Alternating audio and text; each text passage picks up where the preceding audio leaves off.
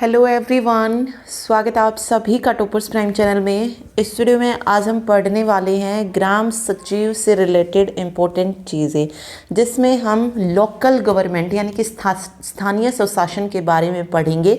ठीक है, जो भी इम्पोर्टेंट पॉइंट्स यहाँ से बनते हैं, जो क्वेश्चन बार बार रिपीट होते हैं, वो क्वेश्चंस देखेंगे। ओके, और इसके अलावा धाराएं जो हैं इससे रिलेटेड वो इसमें हम नहीं करेंगे। उसका लिंक आपको डिस्क्रिप्शन बॉक्स में दिया गया है, आप वहां जाकर वो देख सकते हैं, क्योंकि धाराएं हमने जो है पहले ही जो है पूरी करवा दी थी, तो वापस से फिर से उन्हीं चीज़ों को करवाने का कोई तुक नहीं बनता है। तो इसके साथ जो है आपको धाराएं भी जो है ज़रूर याद करनी है, क्योंकि वो भी उतनी ही इम्पोर्टेंट है। और उनमें से ऐसा कुछ नहीं है कि सिर्फ इम्पोर्टेंट आपको याद करनी है, क्योंकि पिछली बार फर्स्ट टाइम था जब धाराएं पूछी गई थी, तो मेरे अकॉर्डिंग सारी ही धाराएं इंपॉर्टेंट है। जो पिछली बार पूछी गई हैं उनके चांसेस कम है इस बार आने की, उनसे अलग जो है आपसे पूछी जाएंगी, तो सारी की सारी जो है याद कीजिएगा आप। ठीक है, तो यही था। इसके अलावा अगर आप हरियाणा ग्राम सचिव की तैयारी कर रहे हैं और उसके लिए मॉक टेस्ट लेना चाहते हैं, तो परीक्षा ऐप पर जो है मॉक टेस्ट अवेलेबल है। इन मॉक टेस्ट को लेने के लिए आप हमारा कोड यूज़ कर सकते हैं। कोड है टॉपर्स50। अगर आप कोड यूज़ करेंगे तो आपको मॉक टेस्ट पे 50% का ऑफ मिल जाएगा। तो जो भी बच्चा इंटरेस्टेड है, मॉक टेस्ट लेना चाहे, ले सकता है। ओके, तो चलिए शुरू करते हैं। सबसे पहले हम लोकल गवर्नमेंट को थोड़ा सा डिटेल में जानेंगे, फिर इंपॉर्टेंट पॉइंट्स देखेंगे कि क्या क्या जो है यहाँ से बनता है, जो पूछा जा सकता है। साथ में फिर लास्ट में जो अलग अलग एग्जाम्स में क्वेश्चन पूछे गए हैं या पूछे जा सकते हैं, वो सारे क्वेश्चन जो है हम लास्ट में कवर करेंगे। ओके, चलिए स्थानीय स्वशासन की हम बात कर रहे हैं। स्थानीय स्वशासन का मतलब क्या है? जनता द्वारा अपने लिए किया गया शासन, यानी कि जनता का जो शासन है वो क्या है? स्थानीय स्वशासन है। ओके, इसकी मान्यता यही थी कि सत्ता जो है वो किसमें निहित होती है? स्थानीय स्वशासन में जनता में जो है निहित होती है। ठीक है, चलिए देखिए, भारत में जो स्थानीय स्वशासन का जो स्वरूप आज दिखाई देता है वो किसकी देन है? ब्रिटिश शासन की देन है। इसीलिए वायसराय लॉर्ड रिपन को जो है भारत में स्थानीय स्वशासन का जनक कहा जाता है। तो ये क्वेश्चन आता है। ओके, वायसराय लॉर्ड रिपन को जो है क्या कहते हैं? स्थानीय स्वशासन का जनक। तो पूछा जा सकता है आपसे। गांधी जी भी क्या थे? ग्राम राज्य के पक्षधर थे, यानी कि गांधी जी ने जो है स्थानीय स्वशासन का जो था समर्थन किया था, लेकिन डॉक्टर भीमराव अंबेडकर थे जो इसके विरुद्ध थे। तो ये दोनों ही क्वेश्चन जो है पूछे जाते हैं कि कौन इनके समर्थक थे और कौन इनके विरोध में थे। ठीक है, तो दोनों पॉइंट्स आपको इसमें याद रखने हैं। देखिए, गांधी जी के प्रति समादर दिखाते हुए संविधान सभा ने संविधान नीति निदेशक तत्वों के अंतर्गत पंचायती राज संस्थाओं का उल्लेख किया है। अब अगर आपसे पूछा जाए कि स्थानीय स्वशासन किस भाग के अंदर आता है, तो भाग 4 के अंदर आता है। भाग 4 में क्या है? नीति निदेशक तत्व है।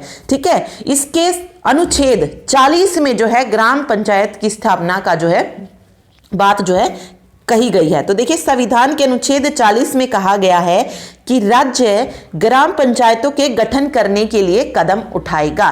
देखिए, ये क्वेश्चन वैसे भी इंपॉर्टेंट है ये, क्योंकि और जो अदर एग्जाम हुए हैं उनमें भी बहुत बार ये क्वेश्चन पूछा गया है ग्राम पंचायतों के गठन से रिलेटेड कि ये किस अनुच्छेद में इसका उल्लेख मिलता है। तो अनुच्छेद 40 में, और ये नीति निदेशक तत्वों के अंदर आते हैं।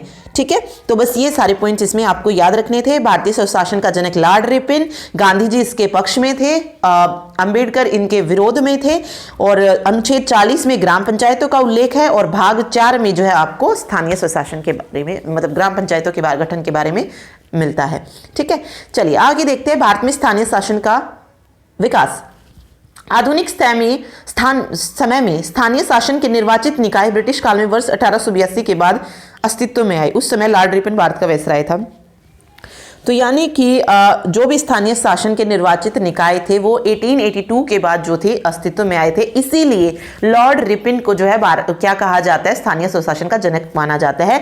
और 1880 से लेकर 84 तक जो था इसका कार्यकाल भारत में रहा था वायसराय के रूप में। तो ये भी याद रखिएगा। ओके, देखिए, उसने इन निकायों को बनाने की दिशा में पहल कदमी की थी। किसने? लॉर्ड रिपन ने। उस समय इसे क्या कहा जाता था? स्थानीय शासन को जो था उस समय क्या कहते थे? मुकामी बोर्ड कहा जाता था। अब ये क्वेश्चन आपसे पूछ सकते हैं कि लॉर्ड रिपन जब थे तो उस वक्त इन्हें किस नाम से जाना जाता था? तो मुकामी बोर्ड जो था इसको कहा जाता था। धीरे धीरे जो थी इसमें क्या हुई?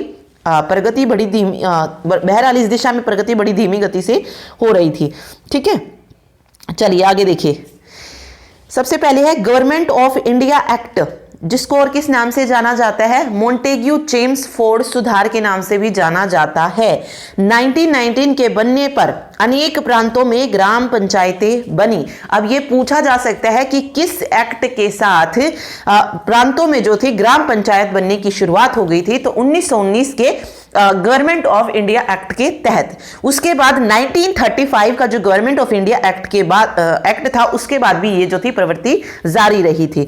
ठीक है, आगे देखिए, नेक्स्ट है, भारतीय स्वतंत्रता संग्राम के दिनों में महात्मा गांधी ने जोर देकर कहा था कि आर्थिक और राजनीतिक सत्ता का विकेंद्रीकरण जो है होना चाहिए था। उनका मानना था कि ग्राम पंचायतों को मजबूत बनाना सत्ता के विकेंद्रीकरण का कारगर साधन है।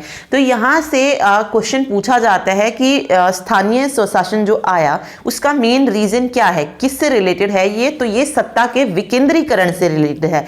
तो क्वेश्चन में आपको सत्ता के केंद्रीकरण भी दिया जाता है, तो विकेंद्रीकरण आपको याद रखना है। ठीक है, चलिए आगे देखिए। देखिए, इसके बाद 1952 में सामुदायिक विकास कार्यक्रम को प्रारंभ किया गया। सामुदायिक विकास कार्यक्रम कब आरंभ हुआ, 1952 में। इसके पीछे रीजन क्या था इसको शुरू करने का, ये आपसे पूछा जा सकता है। तो स्थानीय विकास की जितनी भी गतिविधियां थी उसमें जनता की भागीदारी हो, यही मेन रीजन था सामुदायिक विकास कार्यक्रम को शुरू करने का। तो ये क्वेश्चन यहां से पूछा जा सकता है। देखिए, इसी पृष्ठभूमि में ग्रामीण इलाकों के लिए एक त्रिस्तरीय पंचायती राज व्यवस्था की जो थी सिफारिश की गई थी। त्रिस्तरीय यानी कि 3 स्तर पंचायती राज व्यवस्था में दिए गए थे। कुछ प्रदेश जैसे गुजरात, महाराष्ट्र ने 1960 में निर्वाचन द्वारा बने स्थानीय निकायों की प्रणाली जो थी अपनाई थी। ठीक है, लेकिन अनेक प्रदेशों में इन स्थानीय निकायों की शक्ति इतनी नहीं थी कि वे स्थानीय विकास कार्यों का निष्पादन जो है कर सके।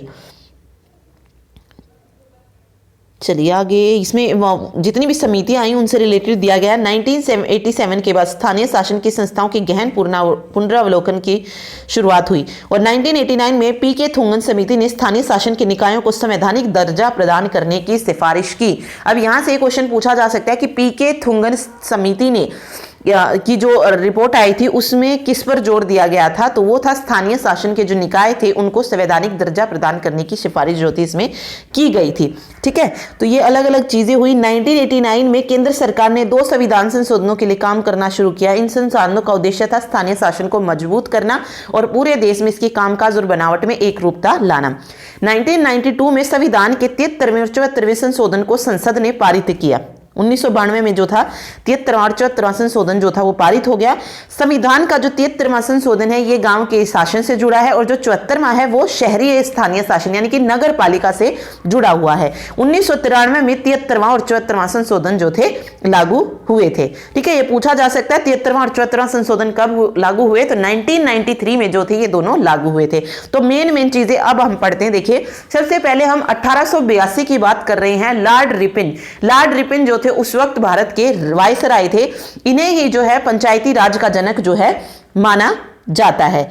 ठीक है, और अगर आपसे पूछा जाए कि 1882 में जिला बोर्डों की स्थापना किसने की थी, तो वो भी लॉर्ड रिपिन ने ही की थी। ठीक है, तो याद रखिएगा जिला बोर्डों की स्थापना किसने की, लॉर्ड रिपिन ने।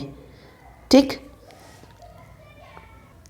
ओके, तो जिला बोर्डों की भी याद रखिए। वैसे अगर हम बात करें मद्रास में जो पहले नगर निगम की स्थापना थी वो 1687 में ही जो थी हो गई थी।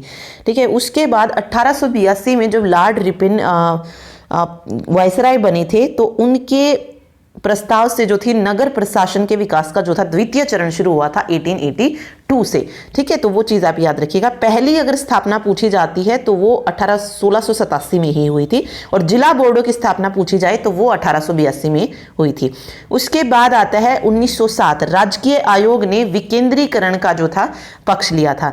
1948 जनपद योजना मध्य भारत, इसके तहत जिला स्तर पर 2 शासन व्यवस्था को अस्वीकार किया गया तथा जिला बोर्ड को क्या माना गया, सर्वोत्तम जो था माना गया था।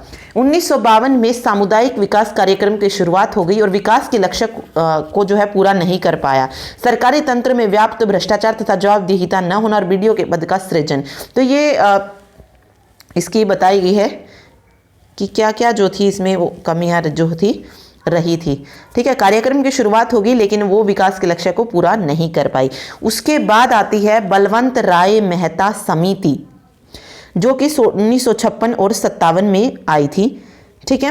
त्रिस्तरीय पंचायत व्यवस्था, जिसने ग्राम स्तर पर ग्राम पंचायत तथा ब्लॉक स्तर पर पंचायत समिति और जिला स्तर पर जिला परिषद की जो थी सिफारिश की थी। 1957 में इसने अपनी रिपोर्ट जो थी सौंप दी थी। ठीक है। उसके बाद आती है प्रथम पंचायत की स्थापना। 1959 में जो थी सबसे पहली ग्राम पंचायत की स्थापना जो थी की गई थी। कहां पर की गई थी? जिला नागौर, राजस्थान में। लेकिन यहां पे आपको गांव का नाम भी याद रखना है। तो बड़नगर ग्राम में जो थी पहली ग्राम पंचायत की स्थापना जो थी की गई थी। 1959 में ही पूरे राज्य में आंध्र प्रदेश द्वारा पंचायती राज की स्थापना जो थी कर दी गई। ठीक है। फिर आई अशोक मेहता समिति। ये 1977 टू 1988 कह लीजिए, 1977 में कह लीजिए आ गई थी। ठीक है।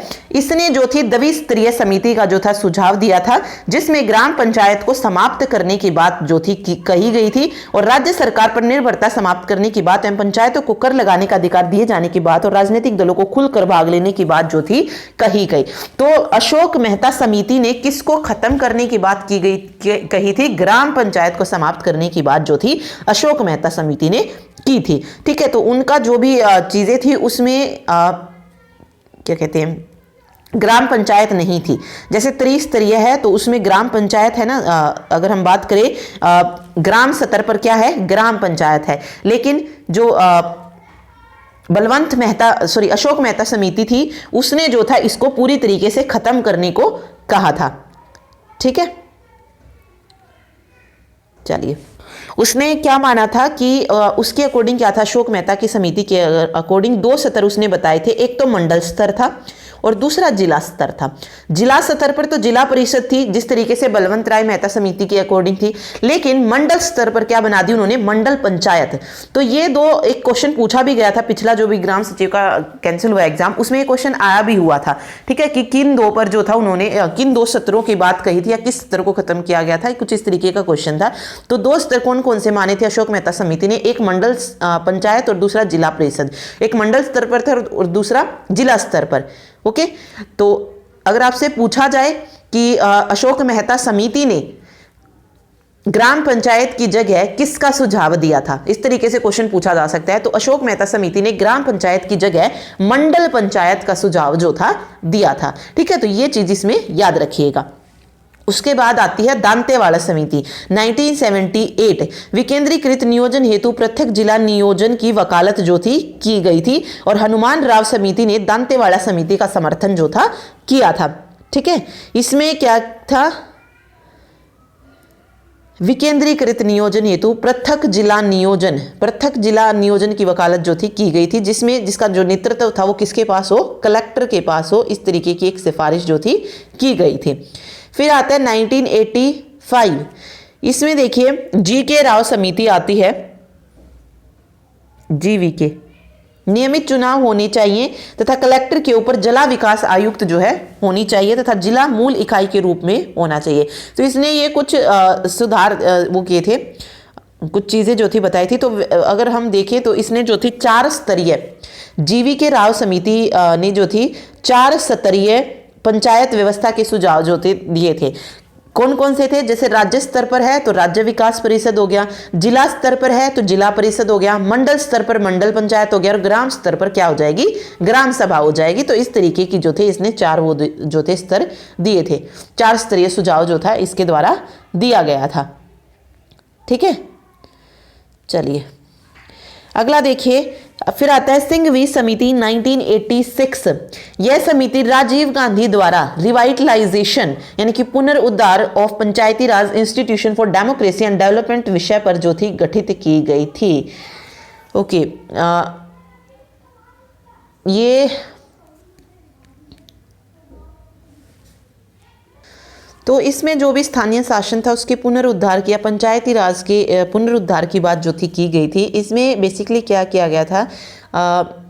स्थानीय स्वशासन को संवैधानिक मान्यता प्रदान करने के लिए कहा गया और न्याय पंचायत व ग्राम न्यायालयों की जो थी व्यवस्था करने के लिए सिंघवी समिति में कहा गया था। ऊपर जो हमने समिति पढ़ी है जीवीके नहीं है, पीवीके राव समिति है ये। ठीक है। तो ये इसमें याद रखिए 4 स्तर थे इसमें उसके बाद लास्ट जो इसमें आती है वो है थुंगन समिति। ये 1988 में ये समिति जो थी गठित की गई, जिसने जो था पंचायती राज जो सेवाएं थी उनको, या पंचायती राज जो संस्थाएं थी उनको संवैधानिक दर्जा देने का सुझाव जो था थुंगन समिति ने दिया था। ठीक है, और 64वां जो संविधान संशोधन पारित हुआ वो भी जो था पीके थुंगन समिति की सिफारिश पर ही आधारित था। ठीक है, ओके, याद रखिएगा। फिर इसमें दिया गया है उपरोक्त सभी समितियों की अनुशंसा पर 73वां 74वां संविधान संशोधन किया गया था। मतलब जितनी भी समितियां बनी उन्हीं की अनुशंसा पर 73वां और 74वां संविधान संशोधन आया। और ये जो 73वां संविधान संशोधन था ये किसके द्वारा लाया गया था? पीवी नरसिंह राव द्वारा जो था 73वां संशोधन विधेयक जो था लाया गया था। ठीक है, और ये 22 और 23 दिसंबर 1992 को पारित हुआ था। तो वो हम आगे पढ़ेंगे कि कब ये पारित हुआ था। ठीक, तो इसमें ये सारी समितियां याद रखिए। द्विस्तरीय हमने पता कर ली, ये त्रिस्तरीय थी। जो 4 स्तरीय अगर पूछी जाती है तो वो पीवी के राव समिति थी, और बाकी इनके ईयर जो हैं वो आप याद रखिएगा। ठीक है, और ज़्यादा अच्छे से आपको और आगे मिलेंगी चीज़ें। चलिए देखिए, फिर आता है 73वां संशोधन। ये देखिए, पंचायती राज व्यवस्था को संघ व्यवस्था की तीसरी इकाई के रूप में संवैधानिक मान्यता प्रदान की गई। इस संशोधन द्वारा संविधान में एक नया भाग 11 जोड़ दिया गया। देखिए, 73वें संविधान संशोधन के द्वारा कौन सा भाग जोड़ा गया? भाग 11 जोड़ दिया गया, जिसमें 12 अनुच्छेद है। कितने अनुच्छेद है? 12 अनुच्छेद है, 241 से लेकर 253 तक। इसके साथ ही नई अनुसूची भी जोड़ दी गई, 11वीं अनुसूची जो थी इसमें शामिल की गई। भाग 11 जोड़ा गया, अनुसूची 11वीं जोड़ी गई। इसके बाद से पंचायती राज व्यवस्था को राज्य शासन का अनिवार्य अंग जो था बना दिया गया। ठीक है, बस बाकी इसमें कुछ नहीं दिया गया है, ये दिए गए हैं। देखिए, 73वें संविधान संशोधन के प्रावधानों को 2 श्रेणियों में बांटा जा सकता है, एक अनिवार्य और दूसरे ऐच्छिक। अनिवार्य प्रावधान से तात्पर्य उन प्रावधानों से जो प्रत्येक राज्य में पंचायती राज व्यवस्था का आवश्यक रूप से आधार होंगे। कोई भी राज्य उन प्रावधानों की उपेक्षा नहीं कर सकता है। और ऐच्छिक प्रावधान वो होंगे जिनको स्वीकार करना या ना करना विभिन्न राज्यों की सामाजिक और आर्थिक परिस्थितियों पर निर्भर करेगा। ठीक, उसके बाद देखिए 73वें संविधान संशोधन के अनिवार्य प्रावधान। संविधान के अनुच्छेद 243(1) के द्वारा राज्यों में त्रिस्तरीय पंचायती व्यवस्था का प्रावधान जो है किया गया। जो हमने ऊपर पढ़ा ना 241 से लेकर 53 तक, और इसमें जो मेनली आता है वो आता है 243, ये रिलेटेड है इससे। ठीक है, तो इसमें त्रिस्तरीय पंचायती व्यवस्था का प्रावधान जो है किया गया है ग्राम स्तर पर, मध्यवर्ती स्तर और जिला स्तर पर। इसमें क्या है, अधिनियम में यह भी उपबंध है कि यदि किसी राज्य की जनसंख्या 20 लाख से कम है तो उस राज्य में मध्य स्तरीय पंचायतों का गठन करना आवश्यक न होगा। उनमें केवल ग्राम और जिला स्तर की इकाइयां ही गठित की जाएंगी। देखिए, याद रखिएगा, 20 लाख से अगर कम जनसंख्या है तो वहां पर जो हमने मध्यवर्ती स्तर जो पढ़ा है, ब्लॉक स्तर पर जो पढ़ा है वो नहीं होगा। वहां पर सिर्फ एक ग्राम पंचायत होगी और दूसरी हमारी जिला स्तर पर जिला परिषद होगी। तो 2 ही इकाइयां जो है वहां पर गठित की जाएंगी। जनसंख्या याद रखिएगा 20 लाख से कम हो जहां पे। फिर आती है प्रत्यक्ष चुनाव की बात। पंचायती राज संस्थाओं के तीनों सत्र के चुनाव सीधे कौन करती है? जनता करती है। कोई भी व्यक्ति जो 21 वर्ष की आयु पूरी कर चुका है चुनाव लड़ने का अधिकारी होगा। संविधान के अनुच्छेद 243(c) के अनुसार राज्य का विधानमंडल विधि द्वारा पंचायतों की संरचना के लिए उपबंध कर सकेगा। तो अनुच्छेद 243(c) पूछा जाए तो ये जो है यहाँ पे बन जाएगा। ठीक है, आगे पंचायतों का कार्यकाल आता है क्वेश्चन। 5 वर्ष निर्धारित किया गया है। ओके, अगर भंग हो जाती है, मतलब इसका विघटन हो जाता है, तो इस दशा में जो है 6 माह के अंदर जो है नए चुनाव कराना भी जो है इसमें आवश्यक है। यदि विघटित पंचायत की कार्यविधि 6 माह से कम बचे तो इस शेष अवधि के लिए चुनाव कराना आवश्यक न होगा। मध्यावधि चुनाव होने की दशा में इसका कार्यकाल शेष अवधि के लिए ही होगा। संभवतः इसका उद्देश्य यह है कि पूरे राज्य में सभी पंचायतों के चुनाव क्या हो, एक साथ ही हो। ठीक है, चलिए उसके बाद आता है राज्य चुनाव आयोग। स्वतंत्र तथा निष्पक्ष चुनाव कराने के उद्देश्य से अनुच्छेद 243(a) में प्रत्येक राज्य में एक राज्य निर्वाचन आयोग के गठन का प्रावधान भी जो है किया गया है।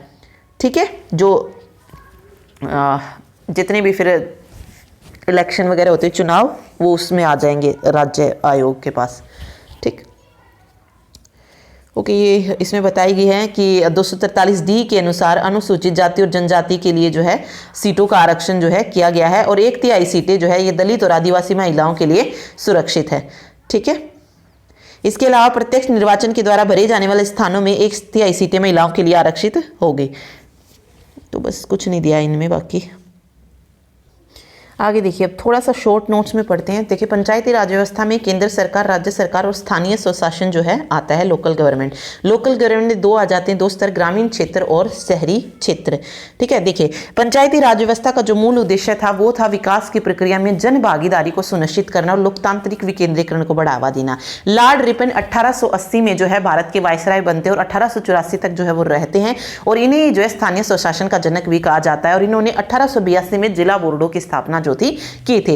फिर बात करते हैं महात्मा गांधी की, तो वो जो थे स्थानीय स्वशासन के घोर समर्थक थे और उन्होंने जो थी ग्राम स्वराज की बात जो थी की थी। देखिए, उन्होंने ये पूछा जा सकता है कि ये किसने कहा था कि सच्चा लोकतंत्र केंद्र में बैठकर राज्य चलाने वाला नहीं होता, अपितु यह तो गांव के प्रत्येक व्यक्ति के सहयोग से चलता है।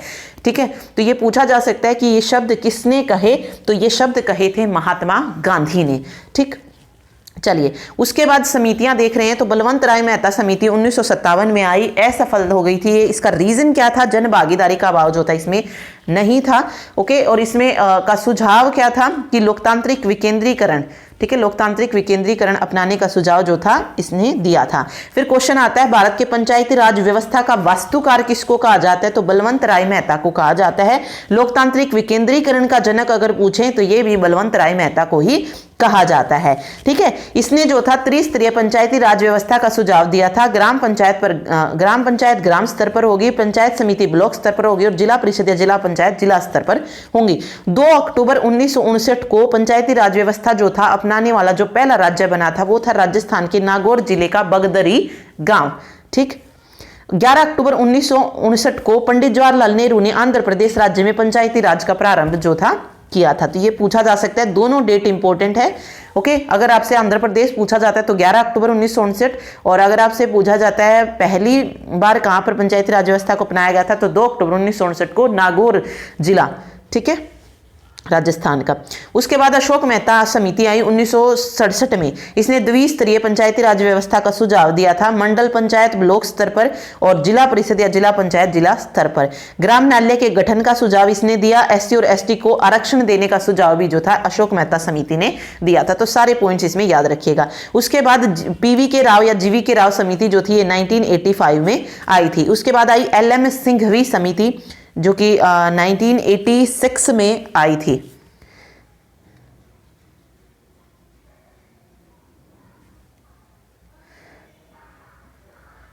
ठीक है, इसमें देखिए पंचायती राज व्यवस्था को संवैधानिक दर्जा दिए जाने की बात, एक मिनट, सुझाव क्या क्या दिए थे? त्रिस्तरीय पंचायती राज व्यवस्था का सुझाव जो था LM सिंघवी समिति ने दिया था।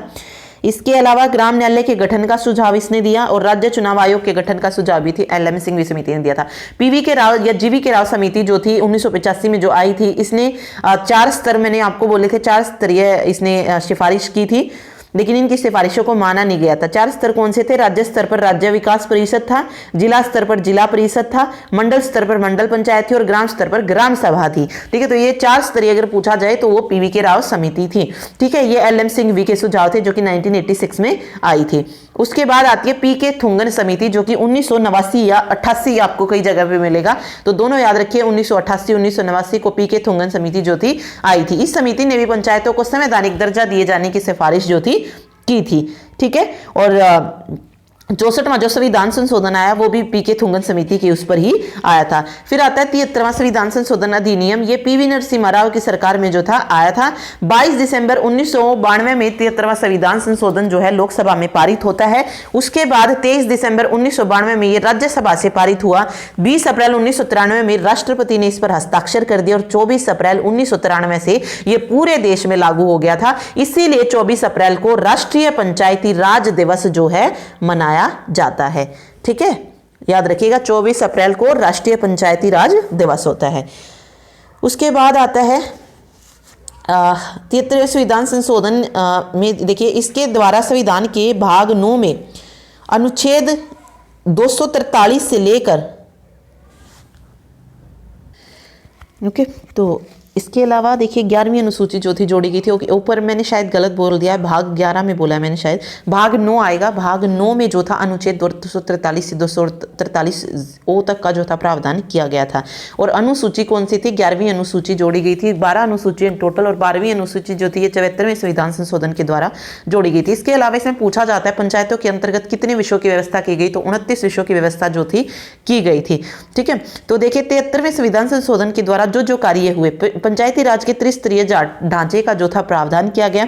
ग्राम पंचायती राज संस्था के प्रत्येक स्तर में 1/3 महिलाओं के आरक्षण की व्यवस्था जो थी की गई थी। ठीक है, कहीं कहीं पर जो है ये 50% भी जो है कर रखा है, जैसे हरियाणा में 50% है, और भी हैं जहां पे आरक्षण को जो है ये 50% है महिलाओं के लिए।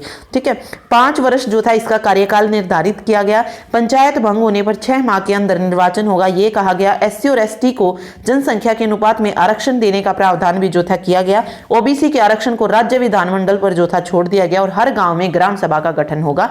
इस तरीके के प्रावधान जो थे किए गए थे 73वें संविधान संशोधन में। ठीक है, चलिए उसके बाद आते हैं पंचायती राज की संरचना की हम बात कर रहे हैं। तो सबसे पहले हम ग्राम सभा पढ़ रहे हैं। तो ग्राम सभा क्या होती है? गांव के उन लोगों का समूह जो उस गांव के मतदाता सूची में पंजीकृत हो। ग्राम सभा में 200 या उससे अधिक की जनसंख्या को होना आवश्यक है, यानी कि गांव के मतदाता की सूची में जो भी पंजीकृत होते हैं वो सब के सब जो है ग्राम सभा के अंदर आते हैं। ठीक है, और ये 200 से अधिक की जनसंख्या का होना इसमें आवश्यक है। ग्राम पंचायत अगर आप देखेंगे तो वार्ड सदस्य होते हैं, इसमें मुखिया, प्रधान, पंच, सरपंच इस तरीके से होता है। और जो सरकारी अधिकारी होता है वो यहाँ पे कौन होता है? ग्राम सेवक होता है। ठीक है, उसके बाद पंचायत समिति आती है, जिसका अध्यक्ष कौन होता है? ब्लॉक प्रमुख होता है। ब्लॉक प्रमुख जो होता है अध्यक्ष, उपाध्यक्ष होता है। कुछ सदस्यों का निर्वाचन इसमें जनता के द्वारा किया जाता है। लोकसभा, राज्यसभा, विधानसभा और विधान परिषद के सदस्य भी इसका सदस्य हो सकते हैं। और जो पंचायत समिति में जो सरकारी अधिकारी होता है वो BDO होता है, यानी कि ब्लॉक डेवलपमेंट ऑफिसर होता है। ठीक है, उसमें VDO था ना, विलेज डेवलपमेंट ऑफिसर, ग्राम सेवक है। मेनली आपको यही याद रखना है कि ग्राम सेवक ही देते हैं वो ज़्यादातर, और इसमें BDO ब्लॉक डेवलपमेंट ऑफिसर। फिर जिला पंचायत आती है, अध्यक्ष, उपाध्यक्ष होते हैं। ओके, इसके अलावा जो इसका सरकारी अधिकारी होता है इसको CVO बोलेंगे, चीफ एग्जीक्यूटिव ऑफिसर होता है। ठीक, चलिए 243 से 200 तक दिया गया है। अनुच्छेद 243 में जो है परिभाषाएं दी गई हैं। फिर 243A में ग्राम सभा के बारे में बताया गया है। 243 भी पंचायतों के गठन से रिलेटेड है।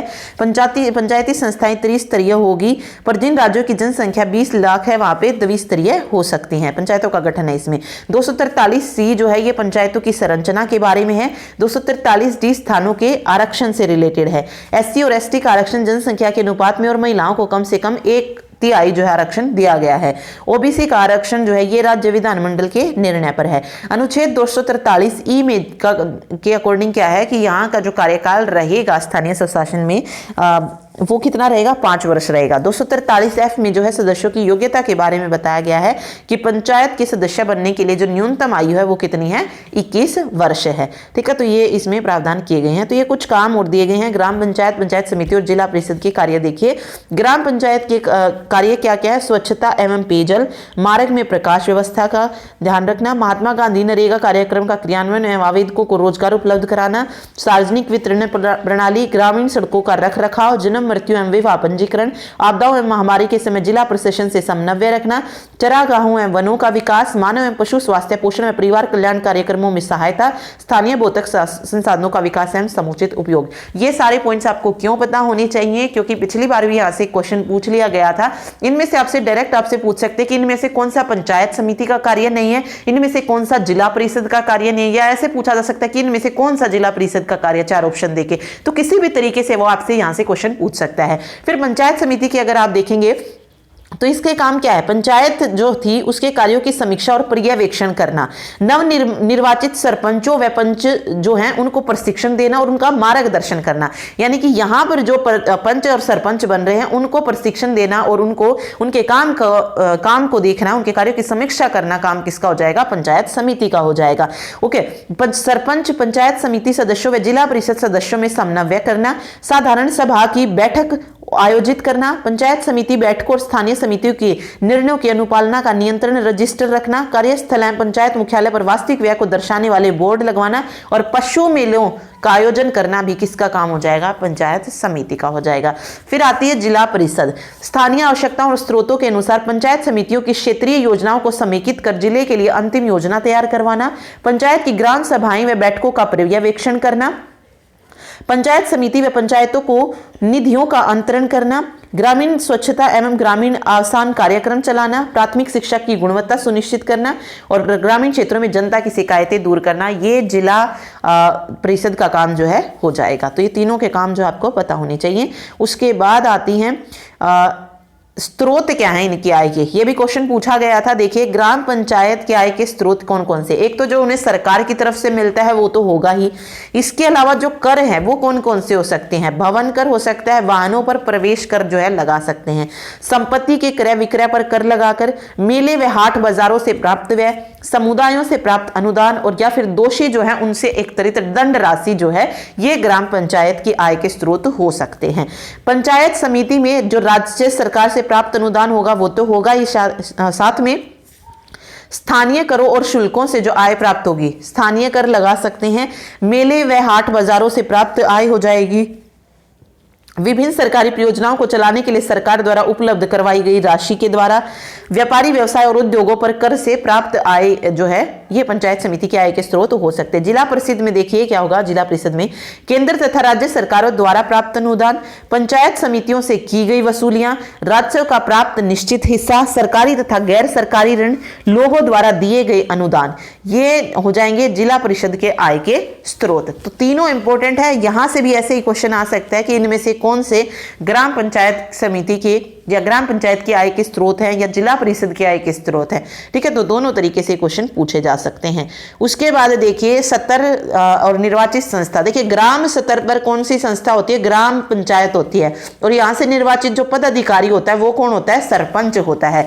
खंड और ब्लॉक स्तर पर पंचायत समिति होती है और निर्वाचित पदाधिकारी प्रधान हो जाएगा। जिला स्तर पर जिला परिषद होती है और यहां पर जो निर्वाचित पदाधिकारी हो जाएगा वो जिले का प्रमुख हो जाएगा। ठीक है, तो ये तीनों का याद रखिएगा। उसके बाद आती है ये देखिए, ग्राम स्तर पर संस्था का नाम ग्राम पंचायत होता है, सर्वोच्च निर्वाचित पदाधिकारी सरपंच होता है और चुनाव कैसा होता है? प्रत्यक्ष होता है। अब ये क्वेश्चन आया था कि इनमें से किसका चुनाव प्रत्यक्ष रूप से होता है? ठीक है, ग्राम या जिला स्तर एक या फिर ब्लॉक स्तर आप कह सकते हैं। ओके, तो सिर्फ ग्राम स्तर पर जो निर्वाचन होता है सर्वोच्च पदाधिकारी का वो कैसा होता है? प्रत्यक्ष होता है। दोनों बाकी जो विकास खंड है जिला स्तर है उस पर अप्रत्यक्ष होता है। ओके, और इनमें सरकार की तरफ से देखिए कौन है? साथ साथ ग्राम में सरकार की तरफ से जो पदाधिकारी होता है वो कौन होता है? ग्राम सेवक होता है। ठीक है, विकास खंड पर आप देखेंगे संस्था का नाम पंचायत समिति है, सर्वोच्च पदाधिकारी प्रधान होता है और जो इसके निर्वाचन की पद्धति होती है वो अप्रत्यक्ष होती है और सरकार के पदाधिकारी क्या होते हैं? विकास अधिकारी जो है होते हैं। ठीक है, जो हमने पढ़ा था ना ब्लॉक डेवलपमेंट ऑफिसर, तो यहाँ पे सिर्फ डेवलपमेंट ऑफिसर दिया है और ये ब्लॉक के ऊपर है तो ऑब्वियस है ब्लॉक डेवलपमेंट ऑफिसर हो जाएगा। ओके, वहां पर ग्राम सेवक है। ठीक, जिला में देखिए जिला परिषद संस्था का नाम सर्वोच्च निर्वाचित पदाधिकारी जिला प्रमुख हो जाएगा। सर्वोच्च पदाधिकारी की निर्वाचन पद्धति भी कैसी रहेगी? अप्रत्यक्ष रहेगी और यहाँ पे जो मुख्य पदाधिकारी रहेगा वो मुख्य कार्यकारी अधिकारी हो जाएगा। ठीक है, तो ये तीनों चीज इसमें आपको याद रखनी थी, ये इंपॉर्टेंट है। ये जो मैंने आपको बताई है चारों की चारों टेबल इंपॉर्टेंट है, ये आपको याद रखनी है। इनमें से कोई भी आपसे पूछा जा सकता है कि 243A में किस चीज का प्रावधान है, 243C किससे रिलेटेड है, 243D किससे रिलेटेड है। अगेन ये इंपॉर्टेंट है। ओके, पंचायत समिति में क्या क्या होता है, किस किस का क्या क्या काम होता है, वो सारे मैंने आपको बता दिए हैं। अब वो जो एक गलत हो गया था ऊपर जो हमने पढ़ा था वो वहाँ पे 1882 भी गलत दिया हुआ था, तो उसमें कुछ चीज़ें बुक्स में ही जो है गलत दे रखी है। इनफैक्ट वैसी बुक्स हैं ये, बाकी जो हमने लास्ट में ये पढ़ा है ये सारी चीज़ें सही हैं, इसमें कोई गलती नहीं है, बट उसमें थोड़ी सी मिस्टेक थी। उसमें भाग 9 आना था, भाग 11 जो था वहाँ पे लिखा हुआ था अनुसूची 11 थी। ठीक है, बस उसको याद रखिएगा। चलिए अभी क्वेश्चंस पे आते हैं, इनसे रिलेटेड जो क्वेश्चन बनते हैं। देखिए फर्स्ट क्वेश्चन है, संविधान के किस भाग में ग्राम पंचायतों की स्थापना की बात कही गई है? देखिए भाग 3 हमारे किससे रिलेटेड है? मौलिक अधिकार हैं। तो भाग 4 में जो है ग्राम पंचायतों की स्थापना की बात कही गई है। भाग 4 क्या हो जाएंगे, नीति निदेशक तत्व जो है हो जाएंगे। और नीति निदेशक तत्व किस देश के संविधान से लिए गए हैं, ये आपसे पूछा जा सकता है। तो राइट आंसर हो जाएगा जो डायरेक्टिव प्रिंसिपल है, नीति निदेशक जो तत्व हैं, ये लिए गए हैं कहाँ से, आयरलैंड के संविधान से। ठीक है, तो ये कई बार देखने को मिलता है, ये क्वेश्चन याद रखिएगा। ठीक है, संविधान के भाग और देख लेते हैं इसमें। भाग 1 हमें पता है संघ और उसके क्षेत्र से रिलेटेड है, दूसरा नागरिकता से रिलेटेड है, तीसरे में मूलभूत अधिकार हो जाएंगे, चौथे में क्या थे, राज्य के नीति निदेशक तत्व थे। एक भाग 4 ए भी है जिसमें क्या है, मौलिक कर्तव्य है। भाग 5 में क्या है, सिर्फ संघ है। और भाग 6 में क्या है, सिर्फ और सिर्फ राज्य है। ठीक है, पहले में संघ और राज्य दोनों में, फिर उनकी नागरिकता है, फिर कर्तव्य है, फिर अधिकार है। ठीक है, नीति निदेशक तत्व हैं, फिर उसके बाद अधिकार आते हैं, फिर संघ और राज्य अलग अलग हो जाते हैं। संविधान वाला जो था भाग 7 जो था उसको निरस्त कर दिया गया था, तो वो भाग 7 इसमें नहीं जोड़ा जाता है। भाग 8 आता है, फिर भाग 8 में क्या है, भाग 5 6 में संघ और राज्य अलग अलग है, भाग 8 में क्या कर दिया गया, दोनों को जोड़ दिया गया, संघ और राज्य क्षेत्र जो है बना दिया गया है। और उसके बाद अगर मैं बात करूं भाग 9, तो इसमें पंचायत का जो था जोड़ा गया था, भाग 9 को ही जोड़ा गया था। 73वें संविधान संशोधन द्वारा भाग 9 पंचायत से रिलेटेड हो जाएगा, 243 से लेकर 243 ओ तक का जो है इसमें दिया गया है। ठीक है, 239 से 42 ये भाग 8 में जो है हो जाएंगे। फिर 10वां है, 9th ए, ये तो 9th हो गया, 9th में ये चीजें आ गई पंचायत। फिर 9A पूछा जाए किससे रिलेटेड है, तो 9A नगर पालिका से रिलेटेड है। ठीक है, और इसमें अनुच्छेद आते हैं 243 पी से लेकर 243 जेड तक। ठीक, तो वो भी याद रखिए। और आपको पता है 74वां संविधान संशोधन जो था ये शहरी शासन के लिए हुआ था, नगर पालिका के लिए। चलिए अगला है, ग्राम पंचायतों की आय का मुख्य स्रोत कौन सा है। देखिए ग्राम पंचायत की आय का स्रोत पूछा जा रहा है, यहाँ पे क्या हो जाएगा, ग्राम पंचायत यानी कि जो बिल्कुल निचले स्तर पर होती है, तो भूमि और स्थानीय कर नहीं, मकान एवं पशु कर नहीं, मेला एवं बाजार कर, तो जो मुख्य स्रोत होगा वो मेला एवं बाजार कर जो है हो जाएगा। ठीक है, भारत में पंचायती राज व्यवस्था सर्वप्रथम राजस्थान और डैश में आरंभ की गई थी। तो पहली बार राजस्थान और आंध्र प्रदेश में जो थी इसको आरंभ किया गया था। ठीक है, नेक्स्ट है, पंचायत राज प्रणाली पहले किन 2 राज्यों में लागू की गई थी, तो आंध्र प्रदेश और राजस्थान में। चलिए अगला देखिए, पंचायती राज प्रणाली किस पर आधारित है, तो किस पर है, सत्ता के विकेंद्रीकरण पर आधारित है, तो ऑप्शन बी हो जाएगा। सामुदायिक विकास कार्यक्रम का मुख्य उद्देश्य क्या था, तो क्या था सामुदायिक विकास कार्यक्रम की, पहली बात तो शुरुआत कब होती है, 1952 में होती है, जिसका मुख्य उद्देश्य था विकास में जनता का सहयोग यानी कि जनता की भागीदारी को सुनिश्चित करना।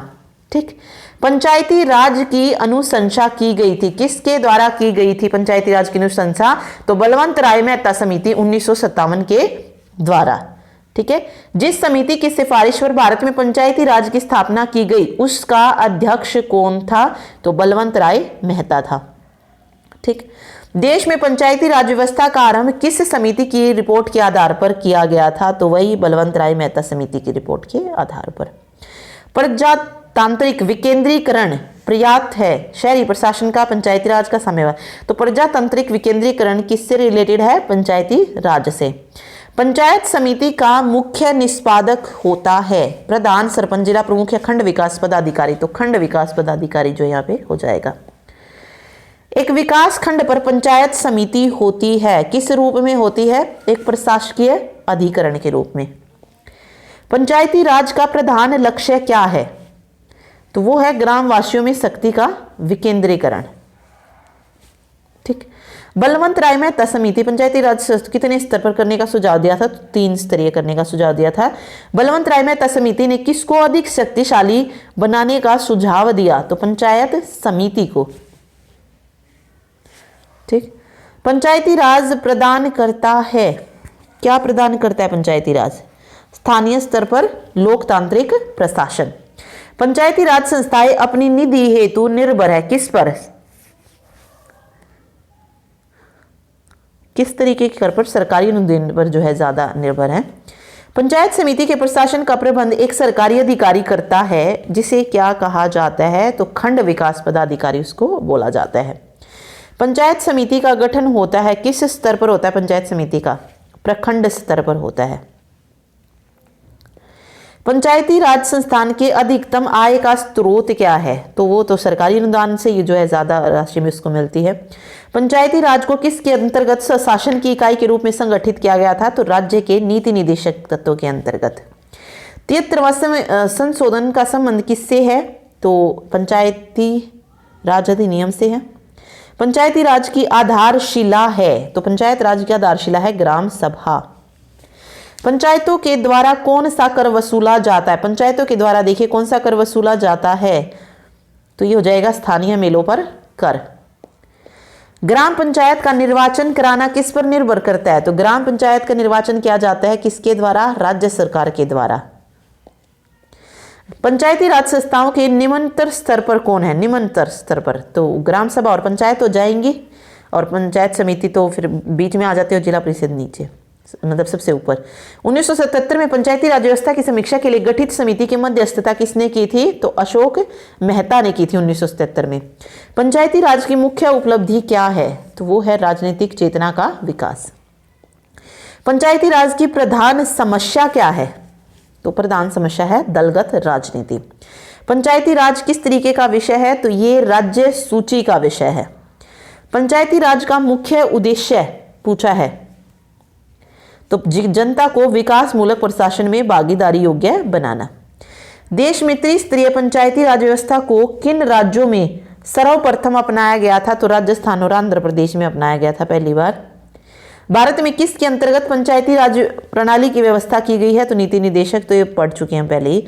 पंचायती राज का प्रारंभ 1959 में हो गया था। पंचायती राज प्रथम परिवर्तित किया गया था कहां पर? राजस्थान में। किस संवैधानिक संशोधन द्वारा पंचायती राज संस्था को संवैधानिक दर्जा प्रदान किया गया? तो 73वें संविधान संशोधन द्वारा।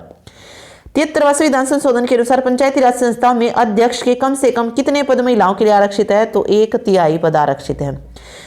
भारतीय संविधान के किस भाग में नगर पालिकाओं से संबंधित प्रावधान है? नगर पालिकाओं से संबंधित पूछा इसने, तो भाग 4 क में, नहीं सॉरी भाग 9 क में, सॉरी भाग 9 क हो जाएगा, क्योंकि भाग 9 पंचायत से रिलेटेड और भाग 9 के नगर पालिकाओं से। भाग 4 क तो वो है ना मौलिक कर्तव्य है।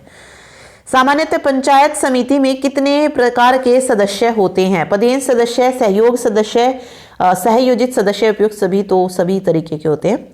पंचायत राज की दृष्टि से महत्वपूर्ण प्रतिवेदन है बलवंत राय मेहता समिति। बलवंत राय मेहता समिति के अनुशंसाओं पर के आधार पर किस वर्ष पंचायती राज व्यवस्था को लागू किया गया? तो 1959 में जो था लागू किया गया था। पंचायती राज प्रणाली कहाँ नहीं है?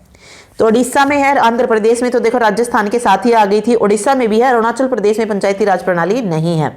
अशोक मेहता समिति किससे संबंधित है? तो ये पंचायती राज से हो जाएगी। ठीक।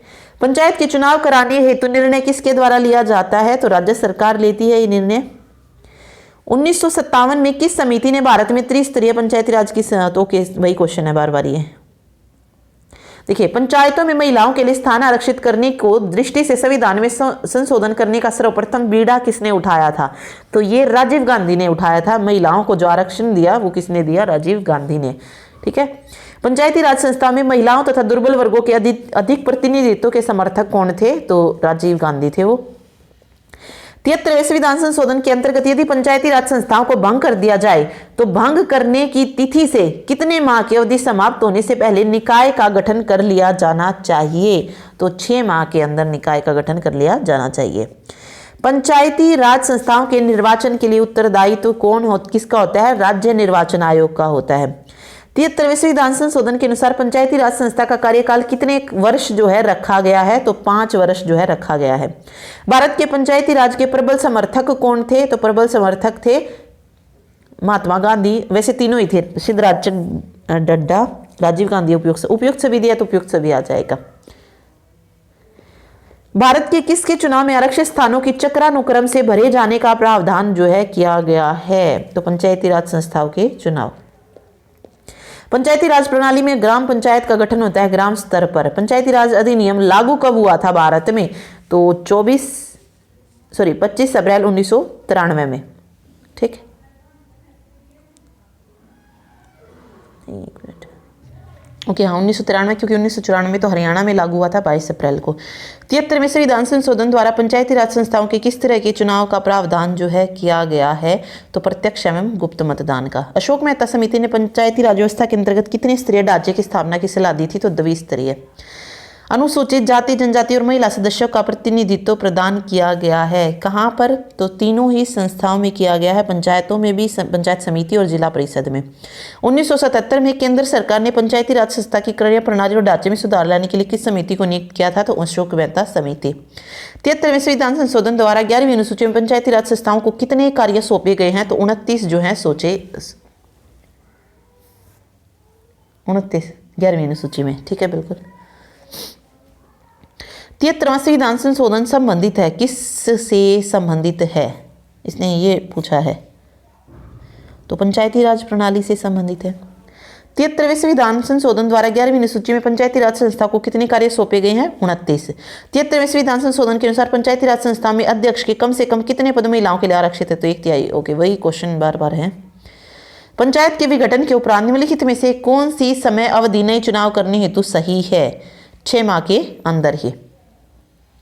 पंचायती राज प्रथम परिवर्तित किया गया था राजस्थान में, तो ये क्वेश्चन पूछे गए हैं। देखिए, निम्नलिखित में से कौन पंचायती राज संस्था नहीं है, जो नहीं है, तो जिला परिषद है, ग्राम पंचायत है, पंचायत समिति। नगर परिषद जो है इसमें नहीं होगा, तो डी ऑप्शन सही हो जाएगा। भारत में पंचायती राज व्यवस्था राजस्थान और आंध्र प्रदेश हो जाएगा। किस समिति ने किया था, तो त्रिस्तरीय बलवंत राय था, option B, sorry option A. Okay, इसमें 2 था, चलिए ये तो हो चुके हैं। ओके, ये इंपॉर्टेंट है, ग्राम सभा का अभिप्राय क्या है, ये पूछा जा सकता है। एक, पंचायत क्षेत्र के लोग, जिला अधिकारी से अभिसूचित विशिष्ट लोग, ग्राम स्तर के पंचायत क्षेत्र के निर्वाचक नामावली में पंजीकृत लोग, या पंचायत के सदस्य। कौन हो जाएंगे ग्राम सभा में? ग्राम सभा का मतलब क्या है, ग्राम स्तर के पंचायत क्षेत्र के निर्वाचक नामावली में पंजीकृत लोग, तो ऑप्शन सी सही रहेगा। भारत में सही मायने में स्थानीय स्वशासन का जनक किसे कहा जाता है, लॉर्ड रिपन को। भारत के पंचायती राज व्यवस्था का वास्तुकार किसे कहा जाता है, तो वो जाएंगे मेहता को, बलवंत राय मेहता को, ठीक है। ओके, तो ये तो हो गया भारत से रिलेटेड। अब बात करते हैं हरियाणा की। हरियाणा में पंचायती राज जो था अधिनियम, ये कब लागू किया गया था, तो ये आपसे पूछा जा सकता है। तो हरियाणा में ये लागू हुआ था 22 अप्रैल 1994 में, ठीक है। और उस वक्त ये पूछा जा सकता है कि उस वक्त मुख्यमंत्री कौन थे, या कह लीजिए किस मुख्यमंत्री के कार्यकाल में, तो भजनलाल जो थे उस वक्त मुख्यमंत्री थे। तो मुख्यमंत्री भजनलाल के कार्यकाल में जो था हरियाणा में ये पंचायती राज अधिनियम जो था लागू हुआ था, ठीक है। इसके अलावा हरियाणा में अगर आपसे ग्राम पंचायत पूछी जाती है तो 6204 हो जाएगा। वर्तमान में अगर गांव पूछे जाए तो 7356 हो जाएंगे, ठीक। तो इसी तरीके का पूछा जाएगा। बाकी वही त्रिस्तरीय और मेन जो आती हैं इसकी धाराएं हैं, तो वो और देख लेते हैं एक बार, ठीक है।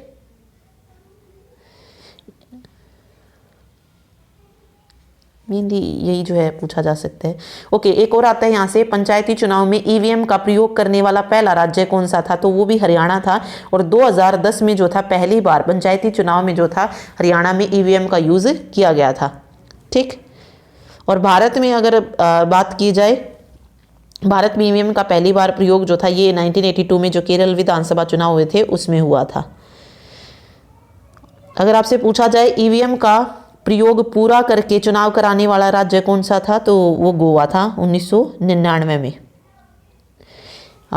एक साल में ग्राम सभा की बैठक अगर पूछी जाए तो हरियाणा में एक साल में 2 बार जो है ग्राम सभा की बैठक जो है बुलाई जाती है। तो ये सारी चीज़ें मैंने आपको उसमें करवा रखी है, लिंक आपको दिया गया है धारा से रिलेटेड, वो आप वहाँ पे जाके उनको देख सकते हैं, ठीक है। एक बार फिर भी जो है मेन चीज़ें जो है हम उसमें पढ़ लेते हैं एक बार। देखिए ये है हरियाणा पंचायती राज एक्ट 1994, ठीक है। इसके पार्ट आपको पता होने चाहिए कि किस पार्ट, कौन सा पार्ट किस चीज़ से जो है रिलेटेड है। तो पार्ट मैंने आई थिंक अलग से भी जो है लिखे हुए हैं, तो उन पार्ट्स को ज़रूर याद रखना। सॉरी, अध्याय जो हैं, ठीक है। एक मिनट, ऐसे ही देख लीजिए। इसमें देखिए जैसे चैप्टर 1 है जो अध्याय 1 है, इसमें क्या क्या दिया गया है, किस किस चीज़ के बारे में है, ये पूछ सकते हैं आपसे, ठीक है। तो अध्याय 1 में धारा 1 और 2, इसमें ग्राम पंचायत, पंचायत समिति और जिला परिषद के लिए जो प्रावधान लागू किए गए हैं इसमें आ जाएंगे। ओके, धारा 3 से लेकर 6 तक, अध्याय 2 में आते हैं धारा 3 से लेकर 6 तक। ठीक है, तो धारा 1-2 में वही हमारे शीर्षक वगैरह जो है दिए गए होंगे। अध्याय 2 दिया गया है ये इस तरीके से। फिर अध्याय 3 में जो है पूछा जा सकता है कि आपसे ग्राम पंचायत और ग्राम सभा का गठन जो है ये किस अध्याय में है, तो अध्याय 3 में हो जाएगा। ठीक है, अगर आपसे भाग पूछा जाए तो ये भाग 2 के अंदर आता है। अध्याय 4 में ग्राम पंचायत जो है उसके कर्तव्य दिए गए, कार्य दिए गए और कार्यक्षमता, क्योंकि ग्राम पंचायत और ग्राम सभा तो सबसे निचले स्तर से जो है यहाँ पे शुरू किया जा रहा है। तो सबसे पहले आपको ग्राम पंचायत और ग्राम सभा का गठन दिया गया है। अब अगर गठन हो गया है, किसी चीज का गठन जब हो गया है तो उसके क्या दिए होंगे, नेक्स्ट जो रहेगा अध्याय वो क्या होगा, उसके कार्यों से रिलेटेड होगा। ठीक है, कि उसमें क्या क्या काम है, उसके कर्तव्य क्या है, उसकी पावर क्या है। तो ये अध्याय 4 में दिया गया है, धारा 13 से लेकर 38 तक। ठीक है, तो अभी सिंपल इसमें सिर्फ धाराएं बताई गई है कि किस अध्याय में कौन सी धाराएं आती हैं। फिर आता है अध्याय 5, इसमें क्या है, ग्राम पंचायतों के लिए वित्त एवं कराधान धारा। देखिए, अगर ग्राम पंचायत का चल रहा है तो ग्राम पंचायत का ही चलेगा, फिर आगे पंचायत समिति होगा या ब्लॉक स्तर पर जो भी होता है, एंड देन उसके बाद जिला परिषद होगी। तो इस तरीके से है। अब गठन हो गया है अध्याय 3 में, 4 में क्या होगा, उसके सारे कर्तव्य, कार्य और शक्तियां आ जाएंगी। अध्याय 5 में जो है वित्त एवं कराधान, ठीक है, उसको जो भी वित्त या कर से रिलेटेड जो भी चीजें होंगी ग्राम पंचायतों की वो अध्याय 5 में होंगी। अध्याय 6 में जो है ग्राम पंचायत पर नियंत्रण से रिलेटेड ये हो जाएगा। तो ये पूरा हमारा ग्राम पंचायत का दे दिया गया कि पहले गठन किया गया, फिर उसके कार्य बताए गए, उसके बाद उसके जो है वित्त या कर के बारे में बताया गया, देन उसके बाद उसके नियंत्रण पर बताया गया है। फिर अध्याय 7 शुरू होता है हमारा।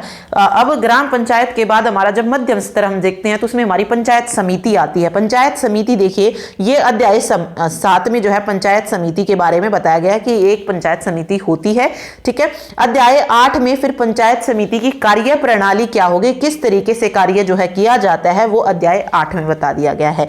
अब कार्य प्रणाली जब हो गई है तो ऑब्वियस है उसका कोई अधिकारी होगा, तो कार्यकारी अधिकारी कौन रहेगा, ये अध्याय 9 में बताया गया है। अध्याय 10 जो है ये पंचायत समिति के कार्य और शक्तियां इसमें बताई गई हैं।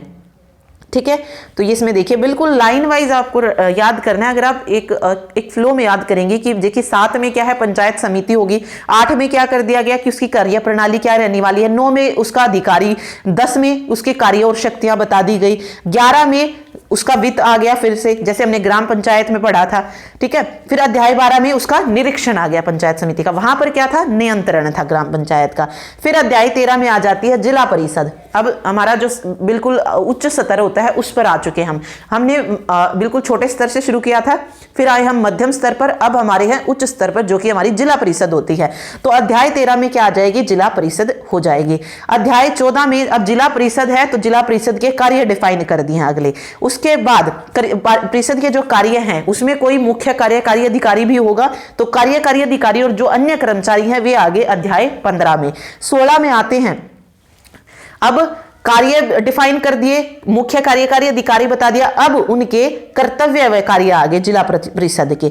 ठीक है, अध्याय 17 में जिला परिषद की संपत्ति वित्त और कर आ गया, फिर 18 में उसका निरीक्षण आ गया। तो ये वाली जो देख रहे हैं ना आप, एक साथ मिल रही है आपको, या कार्य वाली भी अगर आप देखेंगे तो ये तीनों पॉइंट आपको तीनों में ही सेम मिल रहे हैं, चाहे वो ग्राम पंचायत पढ़ रहे हैं, चाहे पंचायत समिति या फिर जिला परिषद पढ़ रहे हैं। ठीक है, तो थोड़ा सा इनको क्रम में आपको याद रखना है किसमें क्या कहा गया है। ठीक है, चलिए अध्याय 19 देखिए, ये ग्राम पंचायत, पंचायत समिति, अब यहां पर जिला स्तर खत्म हो गया, जिला परिषद। अब अध्याय 19 कहता है कि ग्राम पंचायत, फिर पंचायत समिति और जिला परिषद, इनके सदस्यों के चुनाव संबंधी है ये। कौन सी, अध्याय 19। ठीक है, चलिए अध्याय 20 में चुनाव के संबंधी नियम दिए गए हैं, चुनाव संबंधी नियम। ठीक, अध्याय 21 में मिसलेनियस, अन्य नियम है इसमें। फिर अध्याय 22 जो है ग्रामीण विकास से रिलेटेड है, इसमें फिर अलग अलग दिए गए हैं। जैसे धारा 219 में पहले डेफिनेशंस दी गई है सारी, धारा 220 से 230 में HRDA के बारे में बताया गया, 231 से 32 निपटान और भूमि की बहाली, 233 से 41 वित्त लेखा और कराधान है, 42 से 48 निरीक्षण और दंड है, 49 से 51 विकास योजना और भूमि विकास दिया गया है, 52 से 65 सरकार का नियंत्रण बताया गया, 266 से 280 अन्य नियम बताए गए हैं। ये तो सिर्फ एक मेन इंडेक्स था, इसके आगे जो है फिर इनको डिटेल में मैंने करवा रखा है। ओके, तो वो आप वहीं से देखिएगा, वहां पे और ज्यादा मैंने आपको अच्छे से बताया है कि किसमें क्या है। ओके, चलिए देखिए, जैसा मैंने बोला था आपको, धारा 1 और 2 इसमें क्या बताया गया है कि इसको हरियाणा पंचायती राज एक्ट कहते हैं। धारा 2 में सारी की सारी डेफिनेशन देगी, चाहे वो पंचायत ऑफिसर की डेफिनेशन हो, अडल्ट हो, ब्लॉक डेवलपमेंट ऑफिसर हो, assembly, backward class, deputy commissioner, यानी कि ग्राम सचिव कह लीजिए या पंचायती राज संस्था में जो जो ऑफिसर्स आते हैं उन सभी की डेफिनेशन या कुछ और टर्म्स आती हैं, उन सभी की डेफिनेशंस जो हैं इसमें बताई गई हैं। ठीक है, फिर इसका चैप्टर 2 शुरू होता है, अध्याय 2, जिसमें ग्राम पंचायत, पंचायत समिति और जिला परिषद के लिए लागू सामान्य प्रावधान है। देखिए धारा 3 क्या है, मेन जो शुरू होती है अलग अलग, वो धारा अध्याय 3 से शुरू होगी। इसमें देखिए ये बताया गया सबसे पहले धारा 3 में क्या है, ग्राम पंचायत, पंचायत समिति और जिला परिषद की अवधि बताई गई है कि इसकी अवधि जो है कितनी रहेगी। ठीक है, धारा 4 में शपथ के बारे में बताया गया है कि शपथ कैसे ली जाएगी। धारा 5 में इनके रेजिग्नेशन से कि इस्तीफा किसको दिया जाएगा, और धारा 6 में जो है आकस्मिक रिक्ति को भरना, फिलिंग ऑफ कैजुअल वैकेंसी। आगे आप देखेंगे तो फिर ग्राम पंचायत और ग्राम सभा का गठन फिर ये बताया गया है कि धारा 7 आती सभा क्षेत्र के सीमांकन से रिलेटेड। पहले जो हमने पढ़े थे वो सिर्फ और सिर्फ वो पढ़े थे कि किस अध्याय में क्या बताया गया, तो हमने पढ़ा था ना कि ग्राम पंचायत और ग्राम सभा का गठन, उसमें जो धाराएं आती है वो इस तरीके से दी गई हैं। ठीक है, कि धारा 8 में ग्राम पंचायत का गठन और स्थापना, तो यहाँ पे आपसे धारा भी पूछी जा सकती है, अध्याय भी पूछा जा सकता है। ठीक है, तो दोनों आपको याद करनी है। ठीक, तो आपने देखा भी होगा जो ग्राम सचिव का पिछला पेपर हुआ था उसमें दोनों ही चीज़ पूछी गई थी, धारा भी पूछी गई थी और भाग भी पूछे गए थे, और बाकी जो और चीज़ें थी जो हमने पहले ही किए हैं क्वेश्चंस वो भी जो थे पूछे गए थे। तो इस बार तीनों का मिक्सअप होके आने वाला है, यानी कि पेपर तीनों का कॉमन होने वाला है। तो ज़्यादा क्वेश्चन आपको सिर्फ और सिर्फ इसमें से नहीं मिलेंगे, तीनों से ही मिलेंगे, चाहे वो कैनाल पटवारी है, पटवारी संबंधित तथ्य है, या फिर ग्राम सचिव संबंधित है।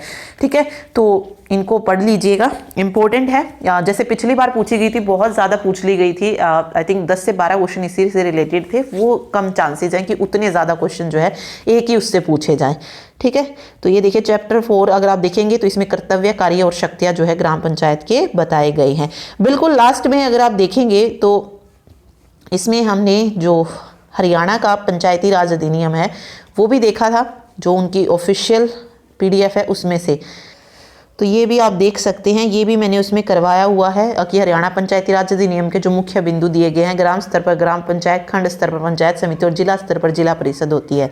ओके, देखिए ग्राम पंचायत की स्थापना क्या है, कम से कम 500 या इससे अधिक जनसंख्या पर ग्राम पंचायत गठित करने की व्यवस्था, परंतु अगर 500 से जनसंख्या कम है तो सरकार डील दे सकती है। ग्राम पंचायत में सरपंच के अलावा कम से कम 6 और अधिक से अधिक कितने सदस्य होंगे, 20 सदस्य होंगे, और सरपंच का जो चुनाव होगा वो किसके द्वारा किया जाएगा, ग्राम सभा के द्वारा किया जाएगा।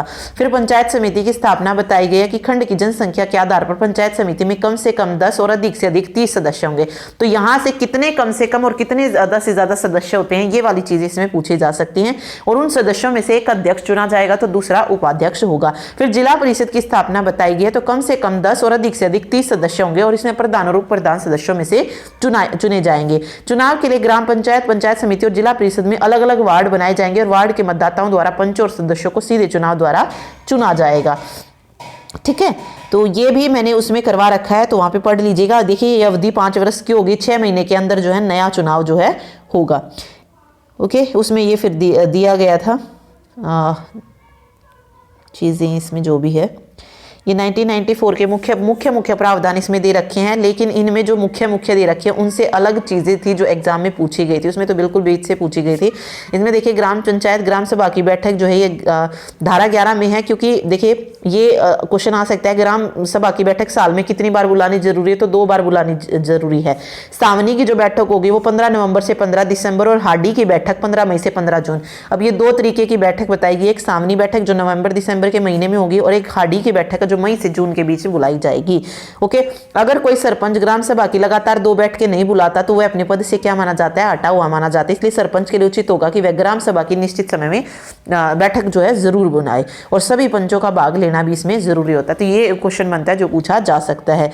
ठीक है, और ये इसका जो उल्लेख है ये धारा 11 में मिलता है, ये अगर आपसे पूछा जाए तो ये भी आपको पता होना चाहिए। ठीक है, ओके, आगे आप देख सकते हैं किसी सार्वजनिक स्थान पर बुलाई जाती है, और बैठक जो है 15 दिन पहले जो है नोटिस जारी करके और मुनादी करके जो है बुलाई जाती है। फिर इसमें ग्राम सभा की कार्यवाही क्रम बताए गए हैं। फिर धारा अगर आप देखेंगे ये धारा 13 है, ग्राम पंचायत की बैठक से रिलेटेड है ये। ठीक, कौन उसका संचालन करेगा, वो सब मैंने आपको करवा रखा है। तो लिंक आपको डिस्क्रिप्शन बॉक्स में दिया गया है, उस वीडियो को ज़रूर देखें। ओके, तो ये था ग्राम पंचायत से रिलेटेड सारी चीज़ें जो जो इम्पोर्टेंट हो सकती थी वो ही हैं। बाकी अगर आपको और ज़्यादा पढ़ना है तो ये तो पढ़िएगा ही। इसके अलावा हमने एक और स्थानीय स्वशासन किया है HSC क्रैश कोर्स में। HSC क्रैश कोर्स, हाँ, जब हम लास्ट टाइम ग्राम सचिव का पेपर हुआ था उस वक्त हमने जो क्रैश कोर्स किया था उसमें उन वीडियोज़ को भी आप ज़रूर कीजिएगा, क्योंकि वो भी उतनी ही इंपॉर्टेंट है। जैसे मैंने आपको कंप्यूटर की कहा था 1000 MCQ हमने HSC क्रैश कोर्स में ही किए थे, इसी तरीके से हमने स्थानीय स्वशासन जो था वहाँ पे किया था, धाराएं जो थी वहाँ पर की थी, तो वो ज़रूर करके जाइएगा। लिंक दोनों का डिस्क्रिप्शन बॉक्स में आपको मिल जाएगा। और याद से कीजिएगा, सिर्फ एक पर डिपेंड मत रहिएगा, क्योंकि ज़्यादा बड़ी वीडियो नहीं है, सिर्फ 1 घंटे की वीडियो ये है, वो भी 1-1 घंटे की होंगी, तो दिन के 3 घंटे और आपका पूरा सब्जेक्ट जो है कवर हो जाएगा उसमें। ओके, तो ये था ग्राम सचिव से रिलेटेड सारी चीज़ें। Thank you so much. Next में हम देखेंगे नेक्स्ट सब्जेक्ट या तो हरियाणा जीके या फिर मैथ, क्योंकि दोनों ही इंपॉर्टेंट है। तो मिलते हैं नेक्स्ट वीडियो में। Thank you.